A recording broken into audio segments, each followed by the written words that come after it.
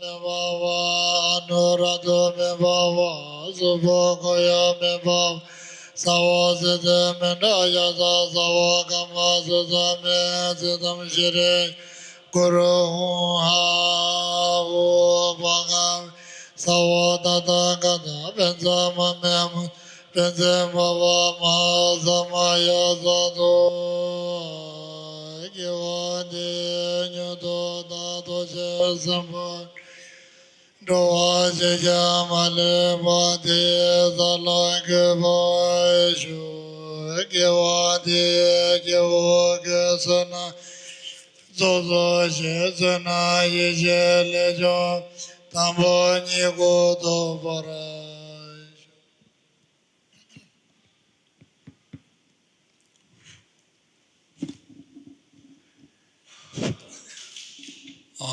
Good afternoon, and now you are going to receive the Tirikulanatha initiation.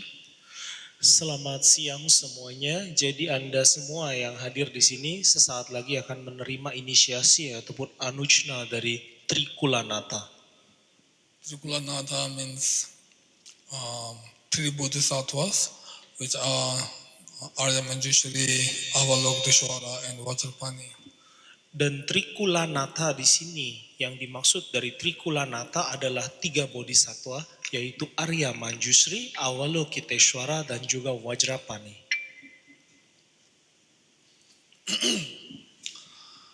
Arya Manjushri is the embodiment of all the Buddha's wisdom or knowledge. Arya Manjushri merupakan perwujudan dari kebijaksanaan dan pengetahuan semua Buddha. Avalokiteshvara is the embodiment of all the Buddha's great compassion. Dan Arya Avalokiteshvara merupakan perwujudan dari Mahakaruna ataupun welas asih agung dari semua Buddha. Vajrapani is the embodiment of all the Buddha's power. Dan Vajrapani merupakan perwujudan dari kekuatan semua Buddha. So these three great bodhisattvas represent the knowledge, wisdom, and power, knowledge, compassion, and power. Dan ketiga bodhisattva ini merupakan lambang dari kebijaksanaan atau pengetahuan, welas asih, dan juga kekuatan. So these three are very important. Tiga bodhisattva ini sangatlah penting. These three qualities are also very important. Dan kualitas ataupun pengetahuan atau kebajikan dari mereka juga adalah hal yang sangat penting. For example, when one has some problems and if one cannot solve it, then one need to ask others for help. Dan ketika kita mengalami suatu permasalahan yang tidak dapat kita selesaikan sendiri ataupun tidak dapat kita selesaikan dengan cara kita, maka kemudian kita membutuhkan orang lain untuk menolong kita. To person to whom we are asking for the help, that person should have these three qualities. Dan kepada siapa kita memohon pertolongan, orang tersebut adalah harus memiliki ketiga kualitas ini. First, that person should know how to solve the problem. That person should have the knowledge. Pertama, orang itu harus memiliki kebijaksanaan atau pengetahuan, dalam artian ia harus mengetahui bagaimana cara menyelesaikan permasalahan ini. Even one know how to help, but if one doesn't have the wish or the compassion or the wish, then one will not help. So second quality is to have the wish to help. Dan yang kedua, orang tersebut walaupun ia mungkin memiliki keterampilan ataupun memiliki pengetahuan untuk menyelesaikan suatu masalah, namun ia juga harus memiliki keinginan ataupun memiliki suatu simpati kepada Anda untuk dapat menyelesaikan masalah Anda. Jadi ini adalah contoh daripada welas asih. Orang tersebut harus memiliki welas asih untuk membantu Anda. Even one has knowledge and wish to help, but if one doesn't have the power, then one cannot help. Dan yang ketiga, sekalipun orang tersebut memiliki pengetahuan untuk menyelesaikan suatu masalah dan kemudian ia juga memiliki kemauan untuk menyelesaikan masalah tersebut, namun apabila ia tidak memiliki kekuatan untuk menyelesaikannya, maka kemudian orang tersebut juga tidak akan dapat menyelesaikan permasalahan Anda. For example, handicapped mother has knowledge and wish to help her child who is carried away by the current of water.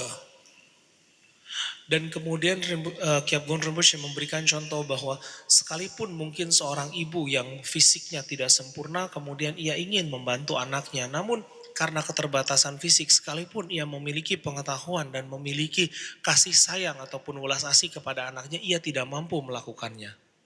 But because she is handicapped, that's why she don't have the power to help. Dan karena keterbatasan fisiknya lah ia kemudian tidak dapat membantu anaknya atau ia tidak mampu membantu anaknya. So when we ask someone for help, that person should have these three: knowledge, wish, or the compassion, and the power. So if that person has all these three, then definitely that person will help and that person can solve one's own problem.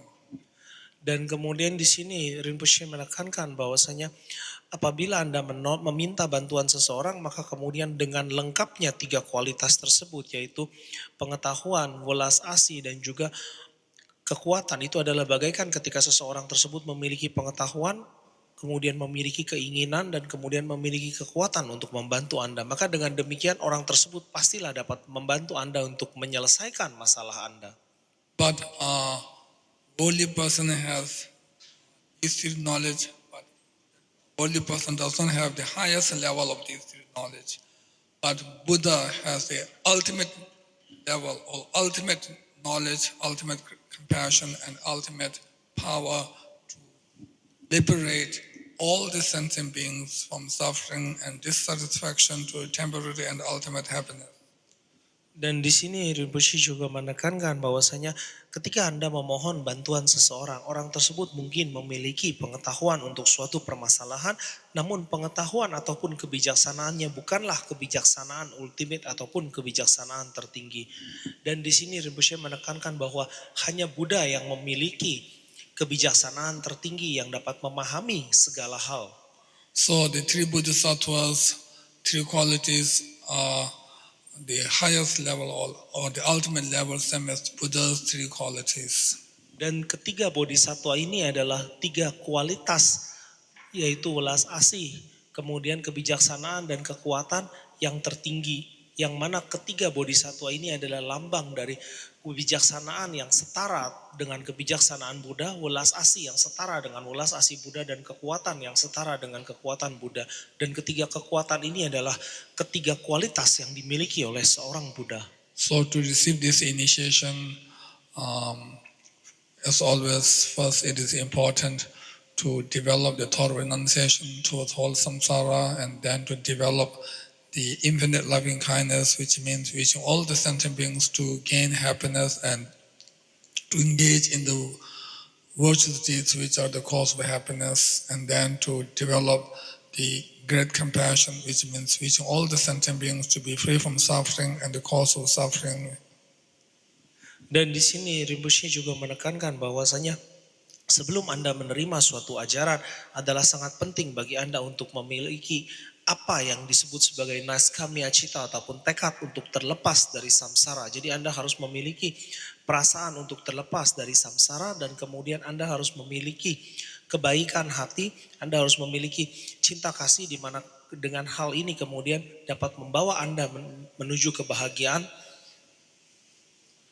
Based on these positive thoughts, then need to develop the bodhicitta, which means the relative bodhicitta, and relative bodhicitta also has two: wishing and engaging or entering bodhicitta. So here you are developing the wishing and entering bodhicitta.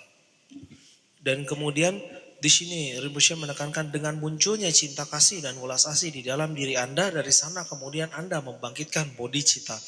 Dan ketika berbicara mengenai membangkitkan bodhicitta, maka kemudian ini kita berbicara mengenai bodhicitta relatif. Dan bodhicitta relatif terbagi menjadi dua.